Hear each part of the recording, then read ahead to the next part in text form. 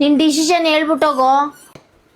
ಅರೆ ಅಮ್ಮ ನಿನ್ಗೆ 5 ವರ್ಷ ಹೇಳಿದ್ದೀನಿ, ನಾನು ಮದುವೆ ಮಾಡ್ಕೊಳಲ್ಲ ಅಂದ್ರೆ ಮಾಡ್ಕೊಳಲ್ಲ. ನೀನ್ ಇಷ್ಟಪಟ್ಟಿರೋ ಹುಡ್ಗಿರ್ನೆಲ್ಲ ಮದ್ವೆ ಮಾಡ್ಸಲ್ಲ, ನಾನ್ ಇಷ್ಟಪಟ್ಟಿರೋ ಹುಡ್ಗಿನ ನೀ ಮದ್ವೆ ಮಾಡ್ಕೋಬೇಕು. ಹೌದಾ? ನೋಡೋಣ ಬಿಡು ಹೆಂಗ್ ಮಾಡಿಸ್ತೀಯ ನೀನು. ನೋಡ್ತೀನಿ ಹೆಂಗ್ ಮಾಡಿಸ್ತಾರೆ ಮದ್ವೆನ. ಹಲೋ ಹಲೋ, ನಾನು ದೊಡ್ಡ ಕುಡುಕ್ ನನ್ನ ಮಗ, ನೀನ್ ನನ್ನ ಮದುವೆ ಮಾಡ್ಕೊಳಲ್ಲ ಅಂತ ಹೇಳು. ಅರೆ ಏನ್ ಅಂತ ಇದ್ದೀರಾ? ಜಸ್ಟ್ ನಾನು ಉಪ್ಪಿನಕಾಯಿ ಹೆಂಗ್ ಮಾಡೋದಂತ ನೋಡ್ತಾ ಇದ್ದೆ. ನಿಮ್ಗೋಸ್ಕರ 5 ತರ ಉಪ್ಪಿನಕಾಯಿ ಮಾಡ್ಕೊಡ್ತೀನಿ. ಸರಿ ಅದೆಲ್ಲ ಬಿಡು, ನನ್ನ ಸ್ಯಾಲ್ರಿ ತುಂಬಾ ಕಮ್ಮಿ.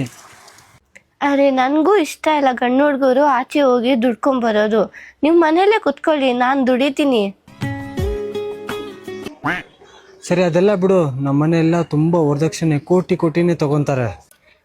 ನಮ್ ಕಡೆ ಎಲ್ಲ ಜೋರಾಗಿ ವರದಕ್ಷಿಣೆ ಕೊಡ್ತಾರೆ. ನಿಮ್ಗೆ ಯಾವ ಕಲರ್ BMW ಕಾರ್ ಬೇಕು ಹೇಳಿ. ಮತ್ತೆ ನನ್ಗೆ 2-3 ಹುಡುಗಿರೆಲ್ಲ ಸೆಟಪ್ ಅವ್ರೆ ಗೊತ್ತಾ.